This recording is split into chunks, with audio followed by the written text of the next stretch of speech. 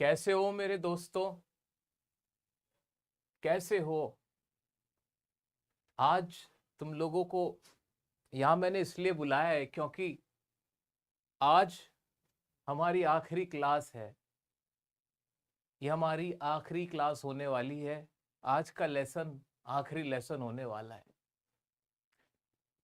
मैं तुमसे कहता नहीं था कि पढ़ लो पढ़ लो पढ़ लो, पर तुम नहीं पढ़ते थे। और आज हम वहां आके खड़े हो गए जब हम चाह के भी नहीं पढ़ सकते, क्योंकि हमें पढ़ाने पे अब बैन लगा दिया गया है। अब मैं आपको और नहीं पढ़ा पाऊंगा, क्योंकि फ्रांसीसी भाषा जो कि हमारी सबसे प्यारी भाषा है, हमारी मातृभाषा है, अब उस पे बैन लगा दिया गया है। अब मैं आपको नहीं पढ़ा पाऊंगा, ना आप पढ़ पाओगे। इसलिए आज ये हमारी आखिरी क्लास होने वाली है। अच्छा, इस सब में सिर्फ तुम्हारी गलती नहीं है, इसमें मेरी भी गलती है। मैं तुमसे और काम करवाता था क्लास के अलावा, अपने खुद के कामों से तुम्हें बाहर भेज देता था। तुम्हारे पेरेंट्स ने भी तुम पे ध्यान नहीं दिया और तुम खुद भी नहीं ध्यान दे पाए। हम सोचते हैं कि कल पढ़ लेंगे, कल पढ़ लेंगे, कल पढ़ लेंगे, और ऐसा सोचते सोचते आज देखो ना हम कहाँ आके खड़े हो गए। पर मेरे बच्चों, याद रखना, तुम्हारी भाषा तुम्हारी धरोहर होती है। ये ऐसा है मानो तुम्हारे हाथ में तुम्हारी जंजीरों की चाबी है, तुम्हारी कैद की चाबी है। तो तुम अपनी भाषा कभी मत भूलना। हेलो दोस्तों, बहुत बहुत स्वागत है आपका हमारे चैनल के अंदर। आज हम कर रहे हैं फ्लेमिंगो का वन शॉट रिवीजन, और डायरेक्ट ही मैं उठा लाया हूं आपके लिए एम हैमल साहब को। द लास्ट लेसन, हमारा पहला चैप्टर, और उसके सबसे बड़े कैरेक्टर, सबसे इंपॉर्टेंट कैरेक्टर एम हैमल, जो एक टीचर ही हैं और जो फ्रांसीसी पढ़ाते हैं, फ्रेंच भाषा सिखाते हैं। और फ्रांस के अंदर जब उस भाषा पे बैन लग जाता है तो कैसा एक माहौल रहा होगा, कैसा एक मंजर सजा होगा, वो मैंने आपके सामने लाने की कोशिश की है। कैसे हैं आप सब? पहले तो ये बता दें, क्या अच्छा लग रहा है? थोड़ा देर कर दी मैंने, लेकिन देरी भी जरूरी होती है अगर इस तरह से हम चीजों को समझ पाए तो। कुछ इस तरह का मंजर था हमारा पहला चैप्टर, जो है जिसका नाम ही है द लास्ट लेसन, आखिरी क्लास, बिल्कुल आपकी तरह। क्लास 12th अब आपकी आखिरी क्लास है मेरे दोस्त। इसके बाद आपका स्कूल हमेशा हमेशा के लिए खत्म हो जाएगा। सोच के देखिए एक बार, कैसा फील हो रहा है, कैसा महसूस हो रहा है कि आज आप आखिरी बार ये जो पेपर दे रहे हो, ये आखिरी बार इंग्लिश का पेपर देने जा रहे हो। उसके बाद आप पेपर नहीं दोगे, उसके बाद आपका स्कूल खत्म, उसके बाद दोस्तों से आपकी जुदाई है। वो दोस्त आपके बिछड़ जाएंगे, वो टीचर्स आपके बिछड़ जाएंगे, अब कोई साथ ना रहेगा, क्योंकि ये अब आपकी आखिरी क्लास होने जा रही है। आज मैं आपकी फ्लेमिंगो की जो क्लास ले रहा हूं, ये भी आपकी आखिरी क्लास है। सोच के कैसे गूज़बम्स आ जाते हैं ना, कि यार ये मेरी आखिरी क्लास होगी। क्यों? अब मैं स्कूल में नहीं रहूंगा, अब मुझे आगे बढ़ना होगा। बिल्कुल ऐसा ही एक मंजर रहा है द लास्ट लेसन चैप्टर, जो कि आपकी फ्लेमिंगो का पहला चैप्टर है। मैं दिल से कहूं, इस चैप्टर को ना आपको पढ़ने की कतई जरूरत नहीं है, इसको महसूस करने की जरूरत है। अगर आप इसे महसूस कर पाओगे ना, तो आपको इसमें कुछ भी रटना नहीं पड़ेगा। सो दोस्तों, आपका और समय ना लेते हुए और वक्त ना लेते हुए शुरू करते हैं बड़े प्यार से, बड़े आराम से। क्या है इस चैप्टर में? मैंने आपको ये चैप्टर बिना पढ़ाए ही पढ़ा दिया है, बिना पढ़ाए ही पढ़ा दिया है। इसके इंपॉर्टेंट पॉइंट्स देख लेते हैं क्या क्या है इसमें, और उसके बाद फिर इसका लॉन्ग आंसर शुरू करते हैं।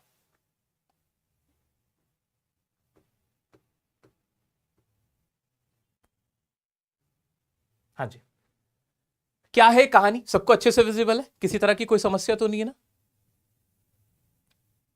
हाँ जी, आवाज वगैरह सब एकदम, मुझे इशारा कर दीजिएगा जरा से भी कोई प्रॉब्लम हो तो। ठीक है, आइए शुरू करते हैं दोस्तों। तो बिल्कुल एम हैमल ही उतर के आ गए हैं, एम हैमल ही उतर के आ गए। मुझे देखते रहो और बस तुम्हें चैप्टर याद हो जाएगा। This is the story of a French boy named France. एक कहानी है एक फ्रांसीसी बच्चे की, जिसका नाम क्या है? फ्रांस है। ही डिसलाइक्स स्टडिंग। वो स्टडी को, जैसे तुम लोग हो, तुम्हें भी पढ़ाई पसंद नहीं है ना? पसंद नहीं है। अब तक तुम्हें स्कूल अच्छा नहीं लगता था, अब तक तुम्हें स्कूल जाना पसंद नहीं था, टीचर्स की डांट पसंद नहीं थी, ट्यूशन जाना अच्छा नहीं लगता था। बट सोच के देखना जरा कि तुम्हारी आखिरी क्लास होने वाली है, इसके बाद तुम्हारा स्कूल ही खत्म है। वो जो सुबह उठ के स्कूल जाते हो ना, वो जो ट्यूशन जाते हो ना, वो जो टीचर्स पढ़ाते हैं, सब खत्म। पिछले 12 साल से जो काम कर रहे थे अब वो खत्म हो जाएगा। ये सोचते ही देखो तुम्हें कैसा फील होगा। ऐसा ही कुछ फील होगा फ्रांस को। ही डिसलाइक्स स्टडिंग फ्रेंच। उसको फ्रेंच पढ़ना बिल्कुल पसंद नहीं। तुम्हें इंग्लिश पढ़ना कि तुम्हें कैसा लग रहा है, ये अब हमारी आखिरी क्लास है, बताओ कैसा लग रहा है। उस दिन की फीलिंग्स ना, तुम ना, शब्द नहीं होंगे तुम्हारे पास, आंखों से आंसू आने लगेंगे। सही बता रहा हूं, क्योंकि जब तुम्हें एहसास होगा कि अब मैं इंग्लिश और नहीं पढ़ूंगा, ये टीचर के साथ मेरी आखिरी क्लास थी, अब डियर सर से मैं नहीं पढ़ पाऊंगा। सीरियसली यार, ये सच हो रहा है। ये सोच के ना तुम परेशान हो जाओगे, अंदर ना एक बेचैनी उठ पड़ेगी। वही हो रहा है किसके साथ? फ्रांस के साथ, कि उसे फ्रेंच पढ़ना पसंद नहीं था जैसे तुम्हें इंग्लिश पढ़ना पसंद नहीं। फिर क्या होता था, फिर क्या हुआ? And hates his teacher M Hamel. और वो ना नफरत करता था एम हैमिल से। क्या यार, सुबह उठ के आ जाते हैं, फ्रेंच पढ़ाने लगते हैं, पार्टिसिपल के रूल पूछने लगते हैं। तो ये क्या करता था? डिसलाइक्स करता था किसको? फ्रेंच को। और एम हैमिल जो उसके टीचर थे फ्रेंच, उनको भी पसंद नहीं करता था। कौन? फ्रांस। मेरे बच्चों से he was in great dread of scolding. उसको ना बहुत डर लग रहा था एक सुबह स्कूल जाने से पहले, as he did not learn the lesson on participle. क्योंकि उसने पार्टिसिपल का जो लेसन था, जैसे इंग्लिश में पार्टिसिपल होते हैं ना, वो उसको याद नहीं था। तो वो डर रहा था कि स्कूल जाऊंगा, जो मेरे एम हैमिल है ना, वो छड़ी लेके मेरी पिटाई करेंगे, डांटेंगे। उसे डर लग रहा था। फिर क्या होता है? When he reached his school, he found, जब वो स्कूल पहुंचता है, वो पाता है, उसे क्या पता चलता है? There was silence all around. हर जगह सन्नाटा है, पूरे स्कूल में खामोशी है, जबकि बच्चे शोर कर रहे होते थे। लेकिन आज ऐसा नहीं था। The students set eight there desk silently. जो बच्चे थे, सेट यानी सिट की सेकंड फॉर्म सेट, वो बैठे हुए थे अपने अपने डेस्क पे बड़े silently. M Hamel did not scold Franz for coming late. और एम हैमिल ने उसे डांटा नहीं। जैसे एम हैमिल आया ना, जैसे मान लो एम हैमिल आया, तो उन्होंने ये नहीं कहा कि तुम लेट क्यों, बल्कि क्यों कहा, फ्रांस आज मैं तुम्हें डांटूंगा नहीं, आज मैं तुम्हें डांटूंगा नहीं, आओ बैठ जाओ, तुम अपनी सीट पे बैठ जाओ, बैठ जाओ बेटा, ऐसे कह दिया। जबकि वो तो कहते थे अब आए हो, ये कोई टाइम है आने का, तुम लेट क्यों है, ऐसे डांटते थे। लेकिन अब उन्होंने उसे नहीं डांटा, उसे नहीं डांटा। तो ये बहुत स्ट्रेंज था। फिर क्या होता है? He was wearing his beautiful dress which he never wore except on inspection and prize days. वो अपनी खूबसूरत पोशाक, जैसे कि मैंने पहना हुआ है, ग्रीन कलर का कोट था, फ्रिल्ड शर्ट थी, और एक हैट थी ब्लैक कलर की, इस तरह का ही। अब मेरे पास सब कुछ पूरा नहीं मिल पाया, बट मैंने कोशिश की कि इंडियन एम हैमिल बन जाऊं। तो ऐसा ही एक स्पेशल ड्रेस पहन के आया, जैसे मैं आज तुम्हारे लिए स्पेशल ड्रेस पहन के आया हूं। तुमने सोचा नहीं सर आप कभी ऐसे नहीं आते, आज ऐसे क्यों आए हो? क्योंकि दोस्तों देखा जाए, ये भी तुम्हारी आखिरी क्लासेस होने वाली हैं। फ्लेमिंगो के चैप्टर्स की ये आखिरी क्लास है तुम लोगों की मेरे साथ। इसके बाद मैं फ्लेमिंगो के चैप्टर्स तुम्हें नहीं पढ़ा पाऊंगा। पोयम होगी वो आखिरी होगी, और 10 तारीख को तो सबसे आखिरी क्लास होगी। उसके बाद तुम और मैं अलग हो जाएंगे। आ जाओ दोस्त, फिर क्या होता है? Which he never wore on inspection and prize days. Villagers were also present in the class. गांव वाले भी क्लास के अंदर थे, जबकि उनका तो कोई काम ही नहीं था क्लास में, वो भी क्लास में मौजूद थे। Everybody looked very sad in the class. हर कोई क्लास में क्या था? बहुत सैड था, उदास था। अब फ्रांस को तो पता नहीं था कि क्या सब चल रहा है, ऐसा क्यों है। Then M. Hamill told that the order has come from Berlin to teach only German. तब जो एम हैमिल होते हैं वो कुछ इस अंदाज में बताते हैं, दोस्तों मैं आपको बताना चाहूंगा कि अब फ्रांस में सिर्फ जर्मन भाषा पढ़ाई जाएगी, फ्रेंच भाषा पे बैन लग गया है। ये वो न्यूज सबको सुनाते हैं, क्योंकि फ्रांस पे ये बात कब की चल रही है? सेकेंड वर्ल्ड वॉर की बात चल रही है, उस टाइम की बात चल रही है अराउंड, जब जो जर्मनी थी उसने फ्रांस को एक्वायर कर लिया था, उसे कैप्चर कर लिया था, उस पर कब्जा कर लिया था। अब वहां पे जैसे ही उनका कब्जा होता है तो वो वहां की भाषा को खत्म करते हैं। अब भाषा को इसलिए खत्म करते हैं ताकि यूनिटी खत्म की जाए। लैंग्वेज यूनिटी लाती है। जब दोनों के बीच लैंग्वेज ही नहीं रहेगी वहां के लोगों के बीच, तो यूनिटी नहीं आएगी। आ जाओ, तो ये खबर कौन सुनाते हैं? एम हैमिल साहब सुनाते हैं कि भाई जर्मनी से एक बर्लिन, बर्लिन क्या है? यहां पे बर्लिन क्या है? कोई पूछे बर्लिन क्या है? बर्लिन कैपिटल जर्मनी की, तो जर्मनी को डिनोट क्या कर रहा है यहां पे? बर्लिन। कि then an order has come from Berlin that only German will be taught in the school of Alsace and Lorraine. Alsace and Lorraine France के बड़े शहरों के नाम है, ठीक है, समझ गए। France got shocked to hear this news. France हैरान रह गया कि ये क्या खबर है, ये क्या सुना दिया मुझे आपने। He felt sorry for not learning his lessons. उसको ना अंदर ही अंदर पछतावा महसूस होने लगा कि उसने अपना सबक याद क्यों नहीं किया। क्योंकि जब हम कोई चीज खो देते हैं ना, खोने के बाद उसकी कदर होती है। खोने से पहले तो सब कुछ आसान लग रहा होता है कि ये तो मिला हुआ है यार, पढ़ाई किताब है, अरे क्या ही है। जिस दिन वो किताबें छीन ली जाएं, जिस दिन वो पढ़ाई छीन ली जाए, जिस दिन तुमसे वो हक छीन लिया जाए पढ़ने का, उस दिन तुम्हें पता चलेगा उसकी कदर क्या है, उसकी वैल्यू क्या है। आ जाता है। He felt sorry and he suddenly starts liking learning French। और उसे अचानक से ना फ्रेंच भाषा सीखने का मन होने लगा कि यार ये तो बहुत अच्छी है यार, यार ये तो आसान भी है। He develops liking for his teacher M. Hamill। M. Hamill को पसंद करने लगा।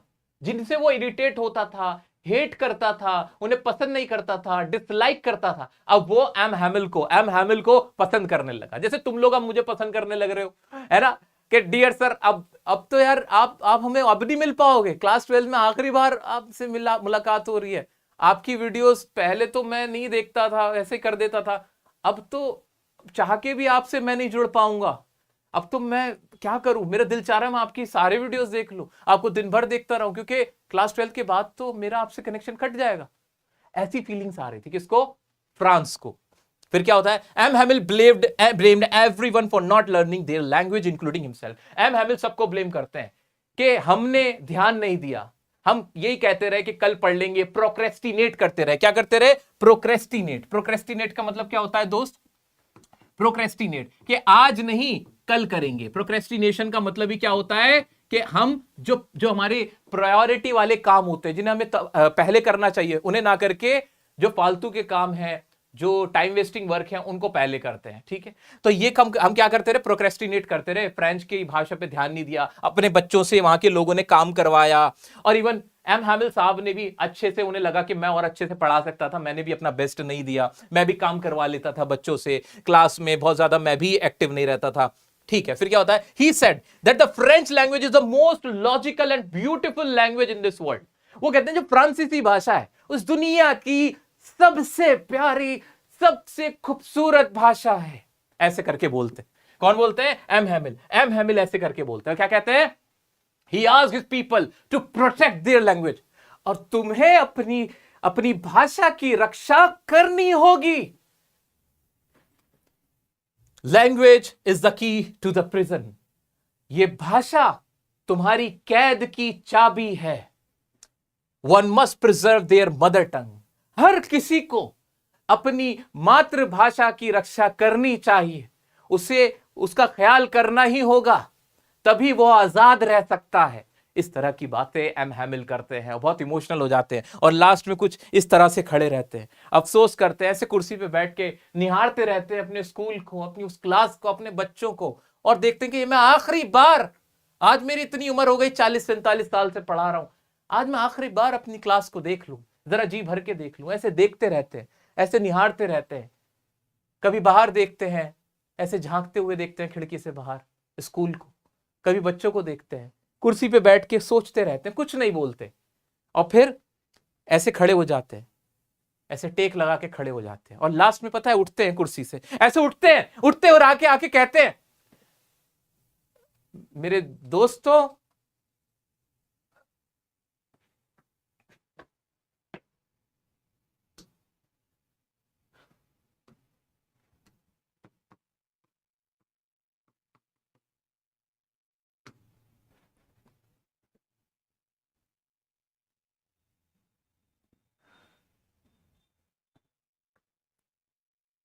और ऐसे वी वाले फ्रांस लिख के ऐसे कह के चले जाते हैं, इशारे से कह देते हैं कि क्लास इज ओवर। और इस तरह से फ्रांस का लास्ट लेसन खत्म होता है, जहां एम हैमिल सबको यह एहसास कराते हैं कि your language, your mother tongue is the most important thing for you. You should preserve your mother tongue, it is your heritage. आपको इसका ख्याल करना होगा if you really want to succeed in your life, if you really want to protect yourself from any kind of separation। ये सारी बातें M Hamel सबको realise कराते हैं। ये माहौल होता है, इस तरह का माहौल होता है दोस्तों उस क्लास के अंदर। यहां हमारा चैप्टर खत्म होता है, मुझे उम्मीद है कि तुम्हें ये चैप्टर अब क्लियर हो गया होगा। एक बार मैं नजर मार लूं, हाँ जी, सारे बच्चे जो भी साथ साथ जुड़ रहा हो, अगर आपको मजा आया हो, चैप्टर अच्छा लगा हो, तो देखो दोस्तों, क्या आप जानते हो कि मैं सबसे ज्यादा इमोशनल किस चीज को लेके हूं? ये सब जो मैं कर रहा होता हूं, ये सब सिर्फ एक ही इसका पर्पस होता है, वो तुम मुझसे कहोगे ना जोकर बन जाओ, मैं जोकर बन जाऊंगा। तुम कहोगे कि सुपरमैन बन जाओ, मैं सुपरमैन बन जाऊंगा। क्योंकि एक टीचर एक फादर फिगर होता है, एक बाप की तरह होता है एक टीचर, अगर वो समझे तो अपनी जिम्मेदारी। और कभी भी ना एक पिता जो होता है ना, वो अपने बच्चों के लिए हमेशा बेस्ट सोचता है, वो उनको कभी गलत रास्ता नहीं दिखाता। एक पिता अपने बच्चों का, अपनी बेटी का, अपने बेटे का सुपरमैन होता है कि नहीं, ऐसे एक टीचर। तो तुम मेरे से कहोगे कि सर हमारे को डांस करके दिखाओ, मैं तुम्हें डांस करके दिखा दूंगा। तुम कहोगे सर रो के दिखाओ, मैं रो के दिखा दूंगा। हंस के दिखाओ, मैं हंस के दिखा दूंगा। क्यों? मेरी कोशिश क्या है कि तुम्हें सिखा दूं, तुम्हें पढ़ा दूं। बदले में मुझे पता है क्या चाहिए, तुम्हारा प्यार, तुम्हारी मुस्कुराहट। समझ रहे हो? तो ये चीज ना, इस चीज का ख्याल तुम्हें रखना है, इस चीज का ख्याल रखना कि तुम्हारी जो ये तुम्हारे कमेंट्स होते, तुम दिल भेजते हो, तुम अब तुम्हारे लाइक्स आते हैं, भर भर के लाइक्स आते हैं वीडियो पे, मेरा हो जाता है उसमें, मैं खुश हो जाता हूं, बहुत खुश रहता हूं मैं। तो अगर तुम्हें मेरी कोशिश अच्छी लग रही हो तो वीडियो को लाइक जरूर करना दोस्तों। ये सब कुछ तुम्हारे लिए है, मुझे नहीं पता ये सही है कि गलत है, मुझे बस इतना पता है कि प्यार तो ऐसे ही होता है भाई। चलो तो दोस्तों अब इसके क्वेश्चन की तरफ बढ़ते हैं। चैप्टर पूरा हमने कंप्लीट कर दिया है। जरा सा एक बार मेरे कहने से इसको मैं सम अप करा देता हूं तुम्हें। कुछ मैंने पॉइंट्स लिखे हुए हैं, उन पॉइंट्स पे एक बार नजर मारोगे? ये पॉइंट्स हैं, हाँ जी, ये पूरे पॉइंट्स हैं। इन पॉइंट्स में ना पूरी चैप्टर को मैंने समराइज कर दिया है।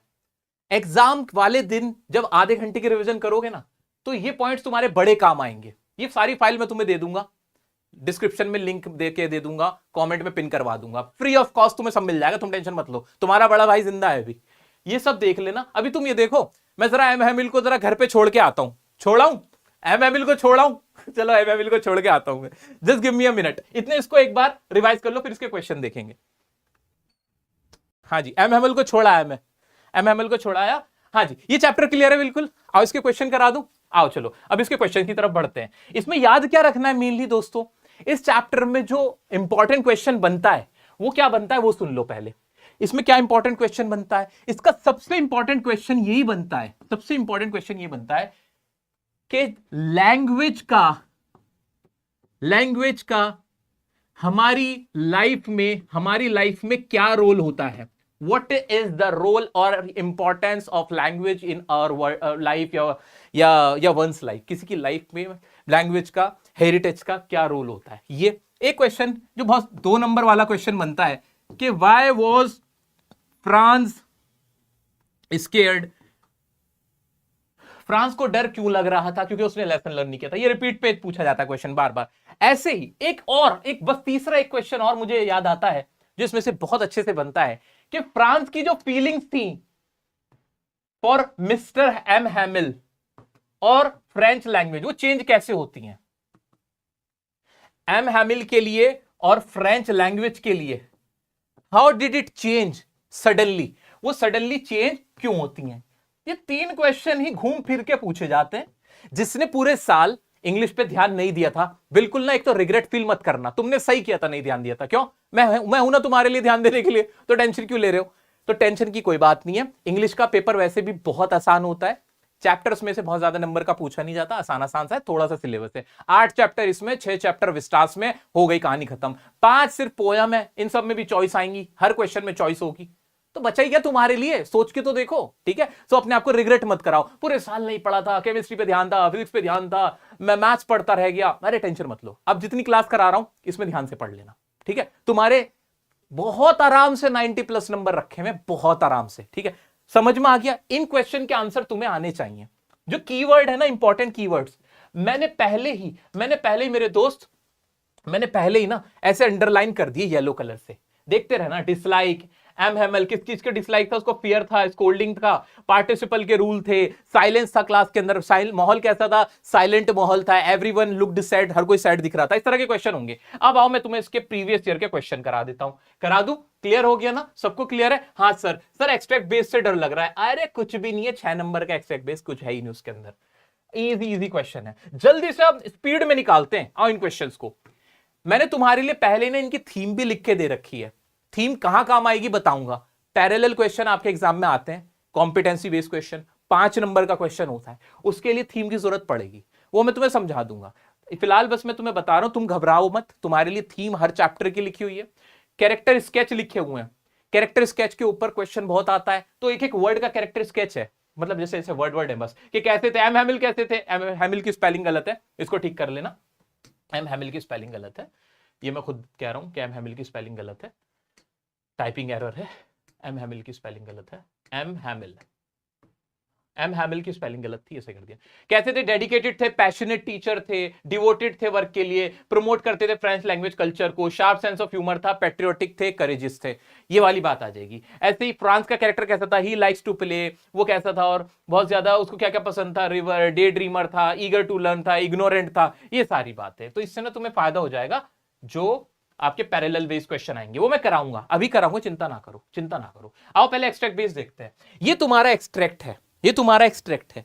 अब मैं क्या करूंगा, एक्सट्रैक्ट बेस में ना मैं एक्सट्रैक्ट नहीं पढ़ रहा हूं, क्योंकि मुझे पूरा चैप्टर इतना अच्छे से क्लियर हो गया है कि सर मैं एक्सट्रैक्ट पढ़ने की मुझे जरूरत नहीं है।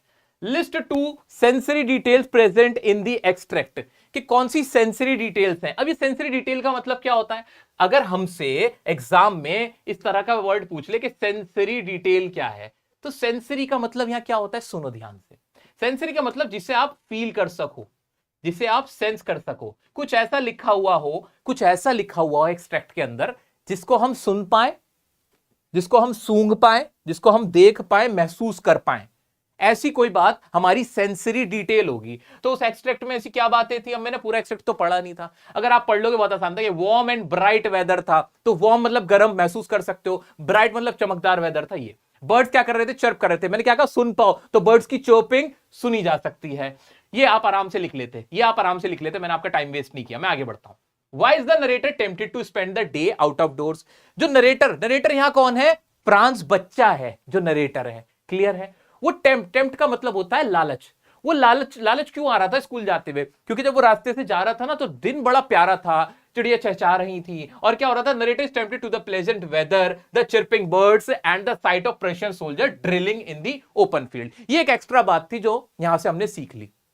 ब्राइट डे था, बर्ड चर्प कर रही थी, और जो प्रेशियन सोल्जर थे, जो वहां के सोल्जर थे जिन्होंने कब्जा कर रखा था, वो सारे ड्रिल कर रहे थे। ड्रिलिंग समझते हो ना, अपनी अपनी ड्रिलिंग कर रहे थे, प्रैक्टिस कर रहे थे। Complete the sentence appropriately. I hurried off to school resisting. Resist का मतलब होता है मना करना किसी चीज को।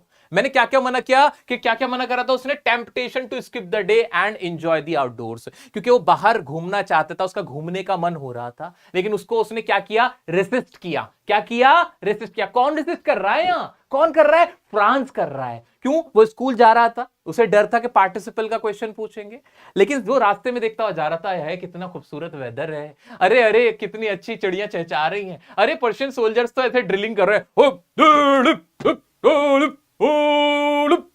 ऐसे ऐसे कर रहे हैं, उन्हें देख रहा था, मजा आ रहा था, तमाशा लग रहा था उसको, लेकिन उसने उस सबको क्या किया, रेजिस्ट किया। टेम्पटेशन मतलब लालच। क्लियर हो गया, क्लियर हो गया, क्लियर हो गया। हाँ सर आगे बढ़ जाओ। Why does the narrator want to bunk school, वो बंक क्यों करना चाहता था, 4 ऑप्शन है, जरा देखना। He doesn't like his teachers, वो अपने टीचर को पसंद नहीं करता था। He doesn't like his classmates, classmate को पसंद नहीं करता था। He was not prepared for the test on participle। Sir देखते ही आंसर पता है, 3rd नंबर है, खत्म करो ना बात।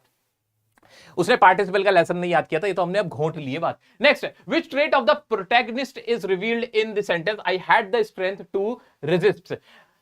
हाँ, प्रोटैगनिस्ट का मतलब होता है जो कहानी का हीरो होता है, उसको बोलता है प्रोटैगनिस्ट। फंसाने के लिए वर्ड यूज करा प्रोटैगनिस्ट, पर अब हम नहीं फंसेंगे।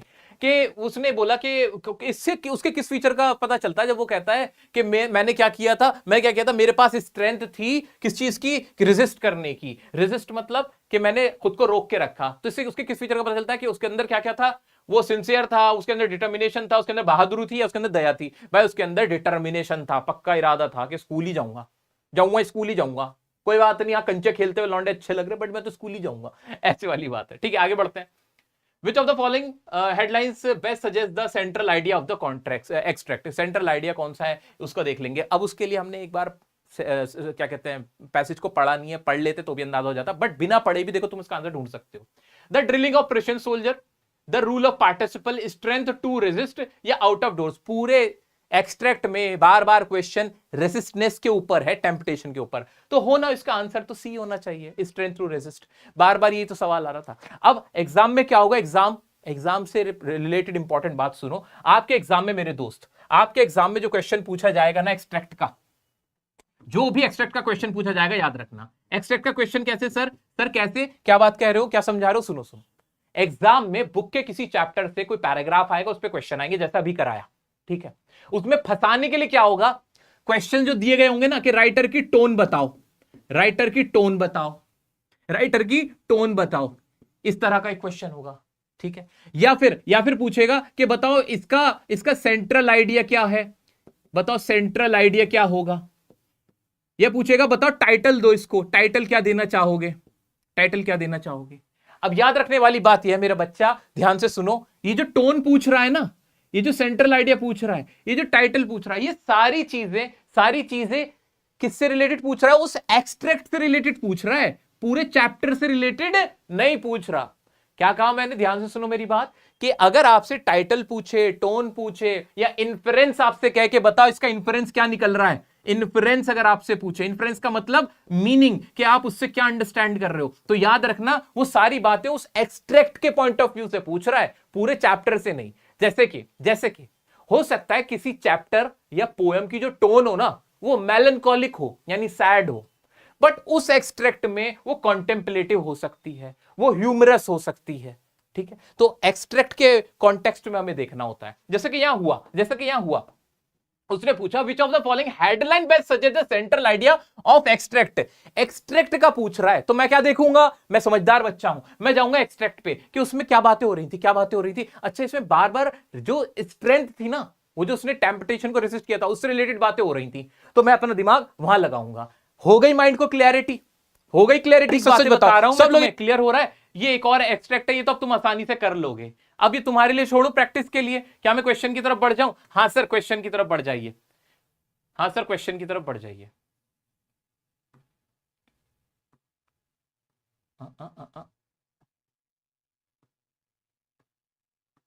लॉन्ग टाइप क्वेश्चन है ये, पहले देखो। हाँ, What was more tempting for France than the rule for participle? France के लिए क्या टेम्पटिंग था? अब तो तुम्हें भी पता चल गया कि चर्पिंग बर्ड्स, एक बार पॉइंट में लिख के आंसर ये खत्म करो, दिमाग में क्या आंसर आना चाहिए इसको सोचते। क्या टेम्पटिंग था फ्रांस के लिए? चर्पिंग बर्ड्स, ब्राइट वेदर और प्रेशियन जो ड्रिलिंग कर रहे थे। क्या ये वाले आंसर आपके दिमाग में आ रहा है? क्या दिमाग में आंसर आ रहा है? Why were the villagers seated in the back benches? Back benches में विलेजर्स क्यों थे? Because it was the last day, it was the last class of M Hamel, और वो वहां उनको क्या देने गए थे? फेयरवेल देने गए थे। क्या देने गए थे? फेयरवेल देने गए थे। M Hamel last day of his teaching, they wanted to honour his dedication, उनके डेडिकेशन को ऑनर या उनको फेयरवेल देने गए थे बच्चों के साथ, क्योंकि 40 साल से एम हैमिल वहां पढ़ा रहे थे। इतना क्लियर हो गया, इतना क्लियर हो गया। चलो आगे बढ़ते हैं। What was the thunderclap the narrator received as Hamill began the lesson? Narrator कौन है? अब देखो फंस सकते हो, अब मेरा बच्चा इंग्लिश नहीं आती सर समझ ही नहीं आता, कोई बात नहीं, तुम्हें इंग्लिश नहीं आती, नहीं समझ आता, कमजोर है, कोई बात नहीं, जरा पढ़ के तो देखो। What was the thunderclap? क्या थंडरक्लैप था? थंडरक्लैप का मीनिंग नहीं पता, भूल जाओ, छोड़ो आगे बढ़ते हैं। नरेटर ने रिसीव क्या किया? थंडरक्लैप। अब नरेटर कौन है? बार बार मैं तुम्हें बता रहा हूं, इस कहानी का नरेटर फ्रांस बच्चा जो है ना वो है। तो फ्रांस को क्या ऐसा आया था, एम हैमिल ने क्या उसको सुनाया था जिसकी वजह से वो क्या हुआ था, जिसकी वजह से वो क्या हो गया था, बहुत ज्यादा हैरान हो गया था, परेशान हो गया था, ऐसा कुछ समझ में आ रहा है क्या? हाँ सर यही सेंस निकल रहा है इसका। तो as M Hamel began the lesson, कि अब क्या नहीं पढ़ाई जाएगी? फ्रेंच लैंग्वेज नहीं पढ़ाएगी, कि an order has come from Berlin that only German will be taught in the schools of Alsace and Lorraine. अब सर मैं अपना आंसर बना के कैसे लिखूं? सर बना के कैसे लिखूं? इंग्लिश नहीं आती, आंसर तो मुझसे बनता ही नहीं है सर, आंसर पता होता है बट बनता नहीं। क्या करें? मेरा बच्चा जुगाड़ देखो ट्रिक देखो, जुगाड़। मैंने तुम लोगों के लिए क्या किया हुआ है, ये जो आंसर लिखा हुआ है ना मैंने तुम लोगों के लिए, ये जो आंसर लिखा हुआ है, ये ऐसा वैसा आंसर नहीं है, ये एक ऐसा लॉन्ग आंसर है जिसमें तुम्हारे जितने भी पॉसिबल क्वेश्चन हो सकते हैं मोस्टली उन सबके आंसर छिपे हुए हैं। जैसे वाला क्वेश्चन था ना कि फ्रांस को क्या थंडर क्लैप लगा, क्या उसका दिमाग हिला है, क्या उसने खबर सुनी, तो क्या इसका आंसर इसमें से निकाल सकता हूं मैं? हाँ ये रहा ना इसका आंसर, ये रखा है इसका answer, that M Hamel told that the order has come from Berlin to teach only German in the schools of Alsace and Lorraine, Franz got shock to hear the news. क्या ये वाली line as it is उठा के ditto copy कर सकते हैं? क्या कर सकते हैं ना? हाँ सर ये तो कॉपी कर सकते हैं। तो अब तुम्हें क्या करना है, तुम्हें ये वाला लॉन्ग आंसर लर्न करना है। ये छोटा सा है, ज्यादा बड़ा भी नहीं है, इसकी लैंग्वेज आसान है, ये तुम्हारे बड़ी बड़ी समरी की तरह नहीं है जिसमें तुम फंसोगे। मानते हो मेरी बात? मानते हो? क्लियर हो गया? मानते हो? आंसर कैसे लिखना अब समझ में आया? समझ में आया? अभी और आगे बढ़ते और मैं तुम्हें आंसर लिखना और सिखाता रहूंगा। अभी एक बात क्लियर कर लो, मेरे हैंड रिटन लॉन्ग आंसर 2-3 बार ऐसे रिवाइज कर लेना, ये लाइंस डिट्टो उठा के लिख के आ जाना, तुम्हें नंबर मिल जाएंगे। डिट्टो का मतलब कि इनमें से अगर 2 नंबर का सवाल है तो इनमें से 3-4 लाइन कौन सी लिखनी है। 5 नंबर के सवाल में भी एक बार देखिए क्या क्वेश्चन है, अच्छा इसमें तो ये पूरी पूरी लाइन यहीं से आ रही है, तो आंसर इसी में छुपा हुआ तुम्हें मिल जाएगा। मिल जाएगा, मैंने लिखा ही इसलिए इसको ऐसे, ऐसे थोड़ी लिख लिया मैंने, बहुत सोच समझ के तुम्हारे लिए निकाला। आगे बढ़ता हूं, next question.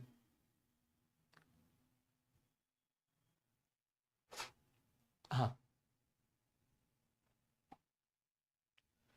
Explain the inference. Inference वाला नहीं बताया था ना मैंने तुम्हें? हाँ, एक क्वेश्चन बार बार आता है कि मैंने लिखा भी था ये ना पीछे, कि बताओ इन्फ्रेंस क्या है, कि आपको इससे क्या समझ में आता है। तो इन्फ्रेंस की हिंदी समझ लो। तुम्हें नहीं आती ना बहुत ज्यादा इंग्लिश, तो भी अपने आप को कम मत समझना, पहले ही बोल रहा हूं मैं।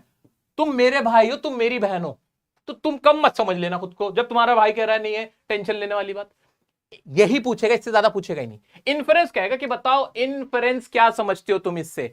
इन्फ्रेंस का मतलब ही क्या है? अंडरस्टैंड, सीधी सी बात है।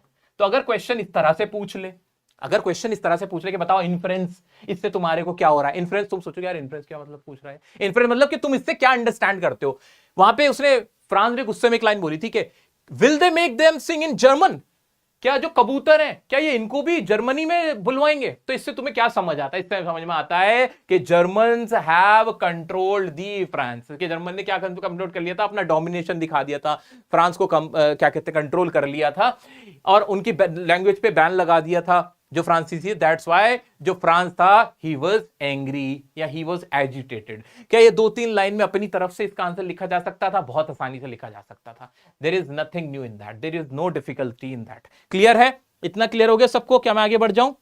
हाँ जी, हाँ जी। जो भी साथी अभी जुड़ता जा रहा हो, सेशन को लाइक नहीं किया तो लाइक करके अपना प्यार मुझे जरूर देके जाना। ये लाइक ही ना दुनिया को दिखाते हैं कि देखो कितना प्यार है इनको। चलो, why were France feelings as he set out for school and why? France की फीलिंग क्या थी, उसको क्या था, वो बहुत स्कोल्ड के डर था उसके अंदर, he had a fear, he was, वो क्या कहते हैं, because he did not learn the lesson on participle, participle पे लेसन उसको याद नहीं था, ही हेट्स फ्रेंच लैंग्वेज, ये सारी बातें आ जाएंगी। अब तो सही है, क्लियर हो गया। Why was M Hamel dressed in formal clothes in school? इसका आंसर भी लॉन्ग आंसर में छुपा हुआ है कि वो ऐसा क्यों कर रहे थे, because that was the last day and he was wearing those dress on only on special occasions, on prize days, इस तरीके की वो जो लाइंस थी, एज इट इज डिट्टो लिख देंगे हम, ठीक है। When do the residents of Alsace realize how precious their language is to them? जो रेजिडेंट्स थे अल्सास के, यानी जो फ्रांसीसी लोग थे, उनको कब रियलाइज हो कि फ्रांसीसी लैंग्वेज बहुत इंपॉर्टेंट है? When an order came from Berlin. ये वाली लाइन इसमें आ जाएगी, हाँ ये आ जाएगी, और साथ में क्या आ जाएगा कि एम हैमिल ब्लेम्ड एवरीवन, ये वाली लाइन थी ना, हाँ, कि M Hamel blamed everyone not to give importance to their mother tongue, के उन्होंने अपनी मदर टंग को इंपॉर्टेंस नहीं दी, इसलिए एम हैमिल उनको लास्ट डे पे, लास्ट क्लास में इस चीज का ब्लेम करते हैं और खुद को भी ब्लेम करते हैं। The last lesson reflect the flaws in human character that led to the sad plight of people in Alsace, substantiate your answer with evidence from the text। अच्छा, ये तो 120 वर्ड वाला था, पूरी इसकी समरी इसमें आराम से लिख दोगे तुम। What was the mood in the classroom when M. Hamill gave his last lesson? कैसा मूड था? मूड बहुत सैड था, मेलनकॉलिक था, इमोशनल था। इसमें इस तरह की कोई से भी वर्ड आप यूज करके इसका आंसर कर सकते हो। What was the importance of the bulletin board near the town hall? Importance क्या था कि उसमें लिखा था an order has come from Berlin, वही वाली लाइन इसमें पूरी आ जाएगी कि जर्मन अथॉरिटी ने क्या ऑर्डर दे रखा था कि only French language, only German will be taught there. Why was the order from Berlin called a thunder clap by Franz? उसको थंडर क्लैप क्यों कहा था? क्योंकि वो शॉक्ड हो गया था, बार बार सेम ही क्वेश्चन रिपीट हो रहा है। Why did M Hamel blame the parents for their children poor performance? क्यों वो ब्लेम क्यों करते पेरेंट्स को? बिकॉज पेरेंट्स ना बच्चों से काम करवा लेते थे, वो अटेंशन नहीं पे करते थे लैंग्वेज को लर्न करने के लिए, स्कूल नहीं सेंड करते थे बच्चों को रेगुलरली, ये वाली बात। They sent their kids to work on farms and mills to earn extra amount of money, ये वाली लाइन मेन थी इसकी कि बच्चों से एक्स्ट्रा अमाउंट कमाने के लिए काम पे भेज देते थे। Why did the narrator want to skip school? बार बार अब तो सेम हो रहा है यार, अब तो सेम हो रहा है। Educating children is the responsibility of society, justify the statement in view of the last lesson. अब बार बार ये क्वेश्चन आएगा कि लैंग्वेज का, एजुकेशन का हमारी लाइफ में, हमारी सोसाइटी में क्या रोल होता है, और उसका आंसर तुम्हें लिखना कैसे है। ये जो पूरा लॉन्ग आंसर है ना, ये जो पूरा लॉन्ग आंसर है तुम्हें इसी में से लिखना है, इसी को एक्सप्लेन करना है। कैसे एक्सप्लेन करना है, मैं तुम्हें लास्ट डे जो होगा ना हमारा 10 तारीख, उस दिन थोड़ा और अच्छे से समझाऊंगा। अभी मैं सोच रहा हूं, बहुत ज्यादा टाइम ले लिया मैंने, नेक्स्ट चैप्टर की तरफ बढ़ जाऊं, ठीक है। लेकिन अब इसके आंसर तुम सबके आराम से कर सकते हो। How and why was M Hamilton dressed differently, बार बार रिपीट ही हो रहे हैं, अब तो रिपीट ही हो रहे हैं। करना क्या है, अब होमवर्क सुनो, ये क्लास करने के बाद ना लिख लिख के देखना है इस समरी को, इनके क्वेश्चंस को